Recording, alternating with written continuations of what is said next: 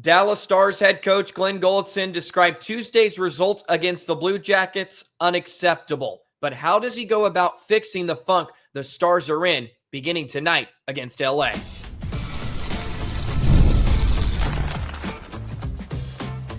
You're Locked On Stars, your daily podcast on the Dallas Stars, part of the Locked On Podcast Network, your team every day.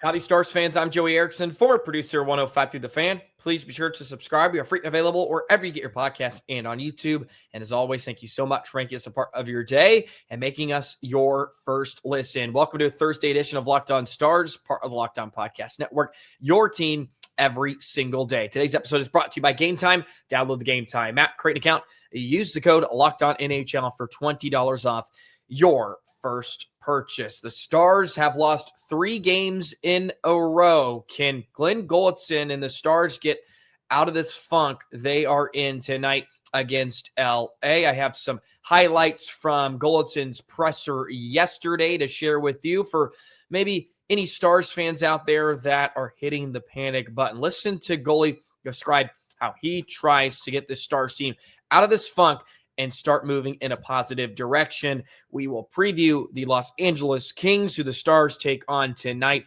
as well. And we're going to have some fun on today's show. So buckle up. Should be a jammed-packed edition of Locked On Stars. We'll begin with a few clips from Goldson's presser and how he describes they are going about their business moving forward. And he mentioned the result was unacceptable, and you'll hear that in this answer. But he talks about how he's slowly seeing things they're trying to implement come to fruition in the game, and it's not always about results, because the results will come if they continue to stack games, continue to improve in a multitude of errors or areas, and at some point the results will come. As much as I hated the score, there were things that we touched on that got into the game. So just from a coach, you're like, you know what? We improved in these areas. I mean, if everybody likes to dive into numbers, the bad number was 5-1. The bad number is 2 for 2 on the penalty kill. They were 2 for 2 on their power play. But our ozone time was double what it has been in the past, and that meant we broke out cleaner. We got a few more attacks. Our line rushes against were way down. Those are the things that we were trying to get across to our guys. Sometimes when you start to play better, the results lag behind. And sometimes when you're playing really good, you're winning games, you have no business winning. It all evens out and catches up to you. So really what I'm saying is it's not where you are, it's where you're headed, either the good way or the bad way. And results will lag both ways. So we didn't get the result. It's a poor result. It's unacceptable. But at the end of the day, we're going to try to keep this thing going, and hopefully the results will catch up. They always do. And they have to quickly, of course. And we'll get into another clip here shortly where he talks about the approach, the mindset, how he is, delivering the message inside the dressing room, because they are still thinking about things. And I think I mentioned that in yesterday's episode when we did the game breakdown. At times it looks like the Stars are thinking and they're trying to react as opposed to just pushing and being more instinctual. He uses that phrase quite a bit because maybe they're thinking about, okay, I should be here in the defensive zone, and that's still rattling in the back of your head. And instead of just being there, because instinctually it becomes like muscle memory, this is where I go when the puck is here, yada, yada, yada. They're still thinking about it. And that half a second you use to think about it can shut down an opportunity. And the Stars struggled to make plays. I thought that was curious to hear they had double the amount of zone time than they had in some previous games. I would have been shocked, honestly, to hear that after watching the game just by pure eye test. But those are the type of, I guess, analytics. Those are the type of numbers Gulutzan can look at and be more positive about moving forward for Dallas. And he also touched on how the offense was maybe not capitalizing or not taking advantage of some things. They held on to pucks, in the first period, especially. They seemed to be allergic to shooting. They didn't put enough pucks on Merzlikins on even some of their odd man rushes. And in a game where they struggled to create 5-on-5, when you do get a couple looks, like, you need to funnel pucks on net and create some havoc. Is that familiar, Stars fans? I just think back to the last couple of series against Edmonton over the last couple of years, where they're just testing from the outside. They can never get interior, and really made life easy on Skinner in Edmonton. Of course, look, this is game 6 of a regular season, but like, issues have lingered. We're seeing repeated mistakes from Dallas. And here is Gulutzan talking about the message he's trying to deliver to try to get them out of this funk. And he used a word that I really liked, and I think is a great descriptor of the Stars right now. The only option is you just keep working your way out of it, right? You simplify and keep working your way out of it, and that's what we're going to do. And I'll stick to the pretty soon the things that we implemented will become more automatic or instinctual, and instinctual hockey is what wins. I've said this before, we're a little clunky, but yeah, I've seen change and starts that weren't great, that turned into some things that got really good. So you just got to keep working the engines. That's basically what I told the guys today. You just got to keep working the engines, keep going over it until it becomes automatic, and then you get some fluidity. Clunky is the word I really liked, because I think it's very apropos for what we've seen here over the last 3 games and some change, really, even in some of their wins. They do look a bit clunky. They were out of sync the other night against Columbus. We're not playing connected, and some of that is maybe injuries. Some of that is still understanding how they are trying to play the systems, right? It's a giant learning curve, but they have to figure it out quickly. Otherwise, it can get out of hand. They cannot allow it to spiral, especially early on this season. And one more clip for you, Gulutzan describing the offense and what he saw the other night. What I thought they did well last night was they kept us to the perimeter. We were in there for a long time. We had a hard time penetrating, and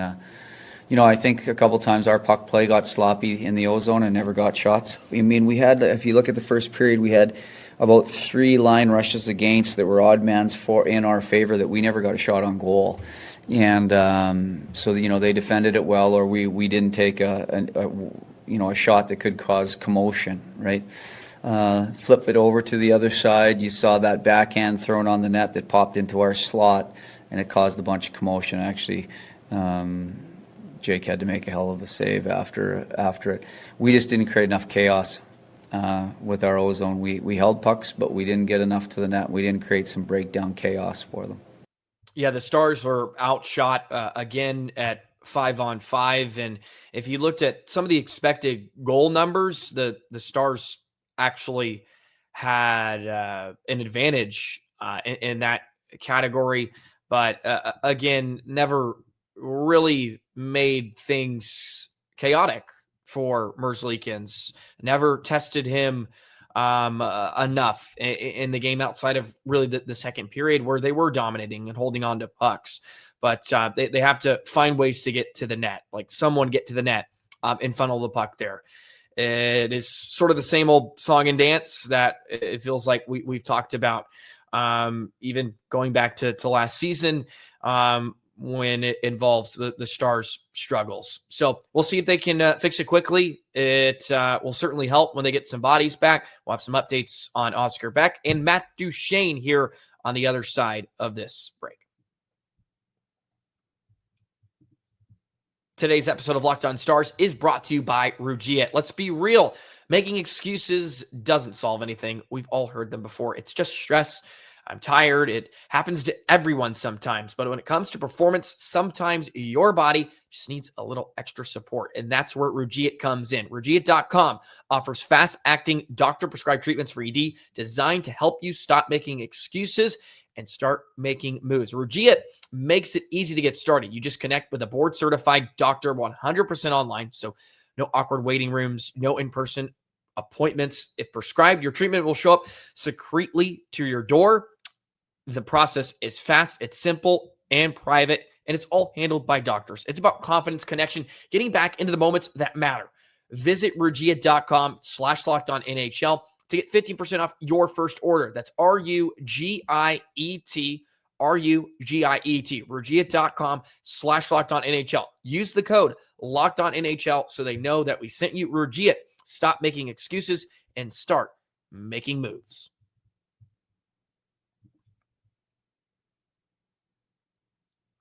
Today's episode is also brought to you by our friends at FanDuel. The NFL season is here, and right now new customers can bet just $5 and get $300 in bonus bets if you win. That's right. Pick a bet, put down $5. If it hits, you'll have $300 in bonus bets to use across the app. FanDuel is so much fun. It just adds extra excitement to the game. FanDuel gives you so many different ways to play. You can build parlays, player props, even follow the live lines during games. It makes watching football even more exciting when you got a little something riding on the action. Whether you're a casual fan or love diving into the stats, FanDuel makes the game day experience so much better. We have the World Series. We have college football. It's all starting to heat up. It's a great time to be a sports fan. It's a great time to get involved with FanDuel. Have some fun. Sprinkle a little money on the games this weekend and ride it out until the very end. So what are you waiting for? Visit FanDuel.com, download the FanDuel app today, and get started. A couple updates on Oscar Beck and Matt Duchene. The Stars are hoping Oscar Beck can play by the end of the week, so we may get to see him against Carolina over the weekend. He is still day-to-day, but he has been practicing with the team. Matt Duchene is also day-to-day, so still no clarification on whether we will see him play tonight against LA. I would imagine we're going to see some similar shape of a lineup, similar combinations up front, and pairings. If pairings have stayed the same, with Duchene and Beck out for practice, although they did not compete or participate in all the line rushes. When they were out, it was Hintz, Ranton, and Steele. They got put together in the middle of Tuesday night's game. Johnston, Bork, and Robertson, which was the best line. Sagan with Blackwell and Ritzkovian, and then Ernie, Foxa, and Bastian was the fourth line for Dallas in practice yesterday. We'll get a better idea at morning skate whether or not Matt Duchene will be able to play tonight against LA. Really tough circumstances right now for Gulutzan to begin his tenure. And I'll say this, the Stars are still doing positive things, but the last couple of games in particular, there just hasn't been a real life or spark to their game. And I mentioned this yesterday, the first three games, and the Stars didn't play well in all of them, right? They did not play good against Colorado, but they squeaked out a win. But even in that game, there was still a approach. There was still the message that they were trying to instill in the team was being shown on the product on the ice. You could see where Dallas was improving, trying to get better at physicality, offensively, in the D zone. You could see it. And the last couple games, it just isn't quite there. And by the way, like, credit to St. Louis and Columbus. I think sometimes you just have to tip your cap to opponents. They were really good. They were really good. But even then, like, the Stars still did good things. I think when they get settled, we'll start to see better play. At least that's what I'm holding out hope for. I think when the Stars are going at their best, like we saw it, I will continue to think about that first 50 minutes against Winnipeg. I think that was the perfect representation of what the Stars want to be, and that is without Jamie Benn. That is without Oscar Beck. It was with Niels Lundqvist, of course, but that was a really good version of the Stars, and they can be dangerous if they play that way. But they've been thrown into a bit of a funk with some injuries. They're not as balanced as they would like to be. They're missing Ben big time right now. They're missing Duchene, of course, who is a big playmaker for them, right? Those are some key guys that were going to have to be key offensively for Dallas. They do not have the amount of depth down the lineup as they used to. And we're hoping to see the breakout from a Maverick Bourque, who's getting better, right? He's still getting better. I think he needs to play more, continue to get him opportunities with Robo and Johnston. You're going to see him flourish. They need guys to step up. Right now, Steele hasn't.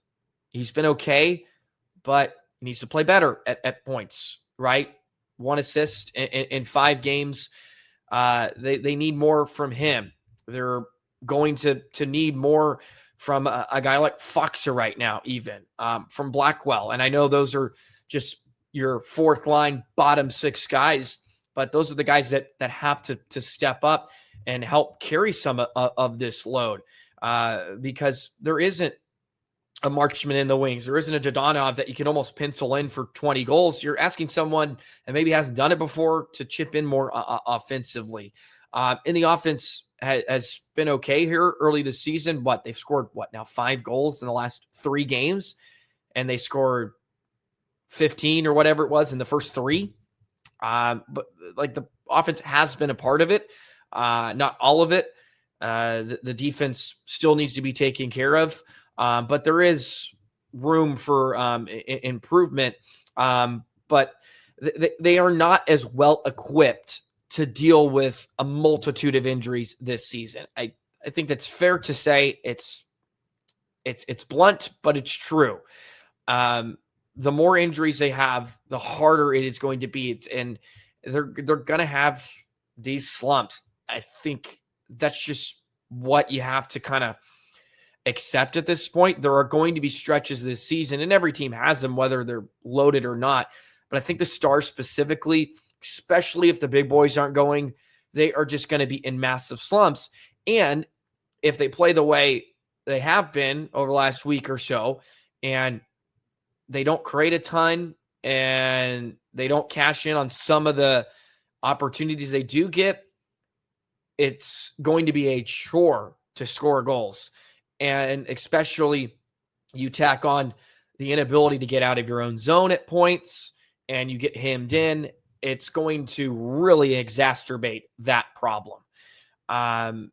Really going to exacerbate the offensive problem. But man, I mean, they're looking for guys to really step up. And Bourque has to be one. He's got a couple points here in 6 games. That's all fine and dandy, but he needs to play more. He needs to be better. I've said it too.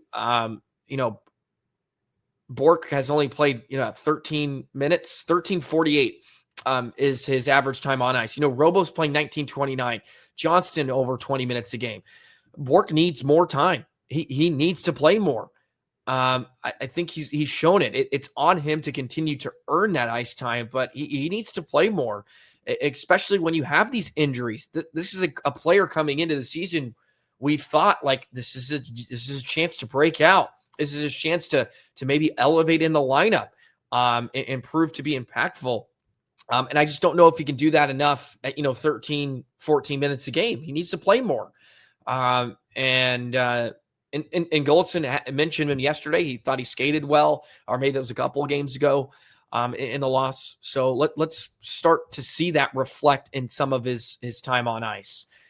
We need guys like him, even Ritzkovian to some degree, like just some juice, some young, fresh legs in there.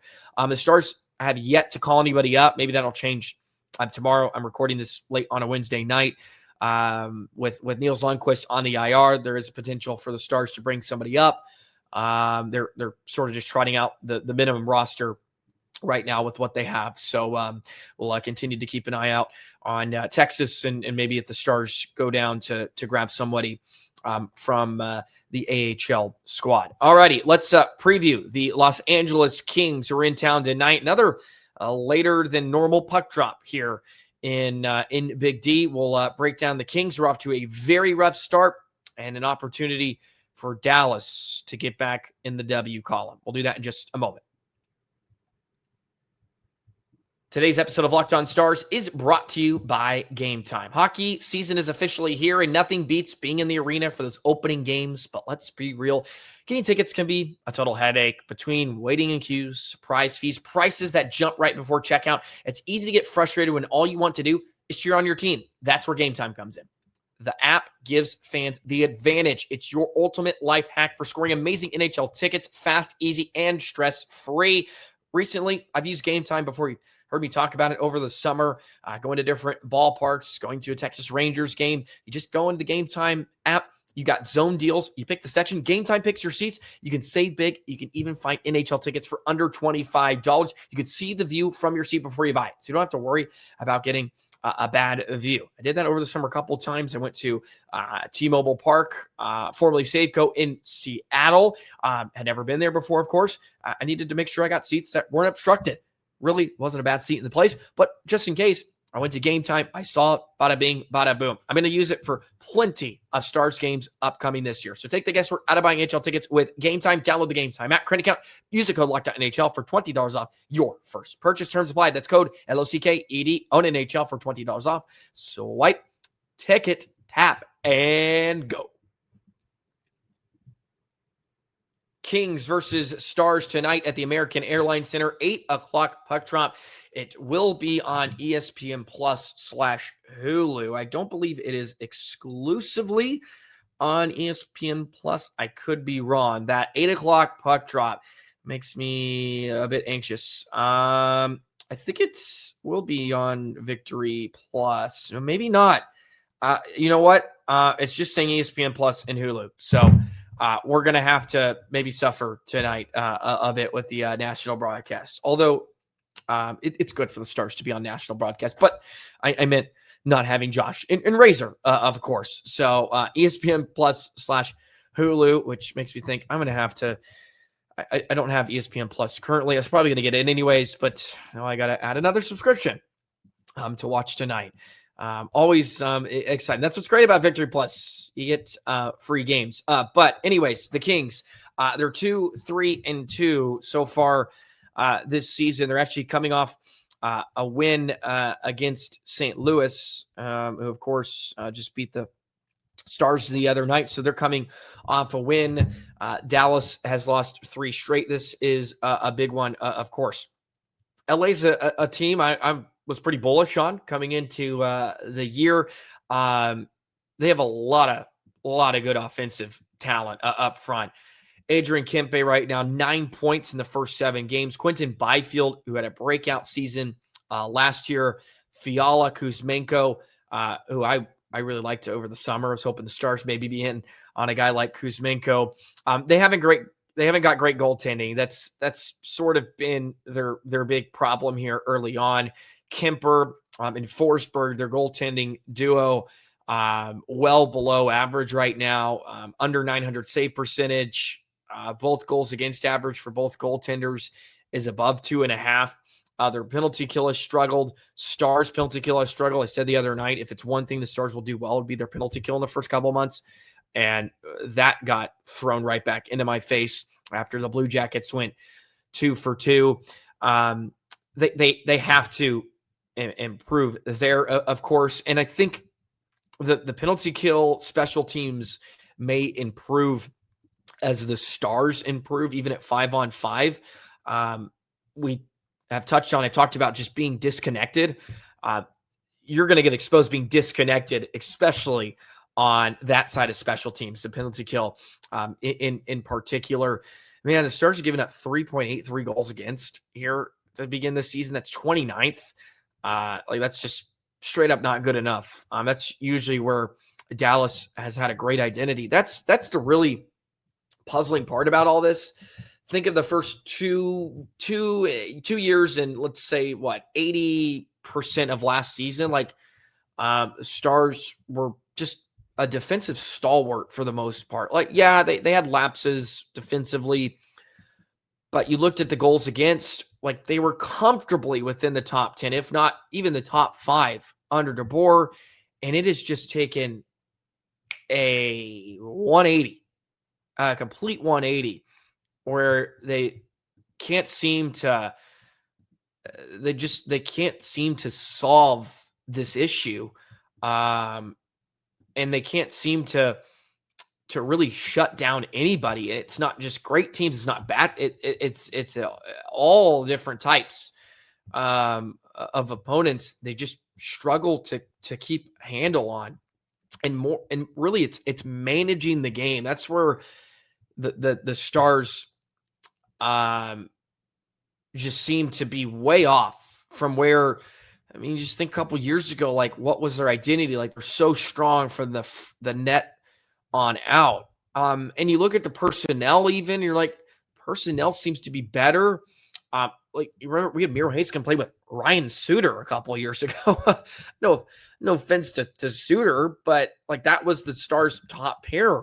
And they were, think about the issues they had then. And we were could it get any worse? And it sort of has, even though we feel like the personnel has maybe improved. Some of it is just experience, right? Bischel's young. Lundqvist, outside the injury, of course, is young, still getting his feet wet to some degree. Still sort of green to the NHL level. And we're maybe not getting the best versions of Harley and Heiskanen here, but that just seemed to be a calling card for so many years. Just doesn't seem like they can revert to that. It's just been an issue, and hopefully it flips back when they sort of get a handle on this. And that's the game management side, right? Sometimes they just feel completely not in control, and that certainly felt like that against Columbus on Tuesday, where they just were not dictating the game, where it feels like Dallas usually could set the pace. They were in full control of how the game was being played. They were making opponents play catch or try to play their style. And more often than not, they couldn't do it. Whereas now they're just seem to be holding on for dear life. More it seems like kind of the early, late 2000s Stars, right? 2019, where they're just asking a lot out of their netminder. They need their netminder to be nearly perfect to win games. But again, Los Angeles, they've struggled out of the gates, not scoring a ton, 2.57 goals against. But trust me, there's plenty of talent there. And if it's anybody that can maybe hurt the Stars right now, it could be a team like Los Angeles. We'll get to see Cody Ceci, so the Stars can take advantage of that. Their decor is nothing to jump up and down about. That is for sure. Ceci's playing some big. He's playing 17 minutes a night. Cody Ceci here, and Edmondson is too. That's been a pair that has just been torched here. Their expected goals against numbers. You look at Money Puck; they're sort of in the same category as Dallas right now. The expected goal differential numbers, they're in the negatives. That's where Dallas can attack. I have a feeling Dallas is going to be much better at 5-on-5 tonight. If I had to predict, I think they'll be way better at 5-on-5 tonight. And they'll have good looks. They'll be able to create offense tonight, more than they have. So, in the last couple of games is my sort of gut feeling. They can get after a team like Los Angeles, but they have to be really careful off the rush. I think that's where the Kings will kill you, especially in the transition game, neutral ice. You can't allow Los Angeles to get speed, work in unfettered. There has to be some resistance there. And the Stars hopefully will right the ship tonight. Their power play isn't so hot here or I should say their penalty kills, I mentioned, not so hot. Power play's been good. They're sixth. So their power play has been good, which is not a huge surprise. You look at the talent they have. I mean, you look at Kempe, he's got 4 of his 9 points on the power play. He's been able to cash in there quite a bit, and he's leading them on that front. So it'll be a good one tonight. That's for sure. Stars are going to make things interesting. But hopefully we sort of see some of the ingredients that we saw in the first couple of games from Dallas. And if Duchene's a big loss, God, it's a big loss because he can drive the play. Stars need more guys like that. I think Bourque can be somebody. He's gonna be my player of the game tonight. Let's do it. He's the player of the game. Maverick Bourque. That's the prediction. Big night from Bourque and his crew. Stars Kings tonight, 8:00. Can't wait to watch that one. We'll be back tomorrow on a Friday to break it all down, to kick you off into your weekend. As always, thank you so much for making us a part of your day. Please be sure to like, comment, and subscribe to Locked On Stars, part of the Locked On Podcast Network, your team every single day. Have a great night, Stars fans. We'll see you tomorrow.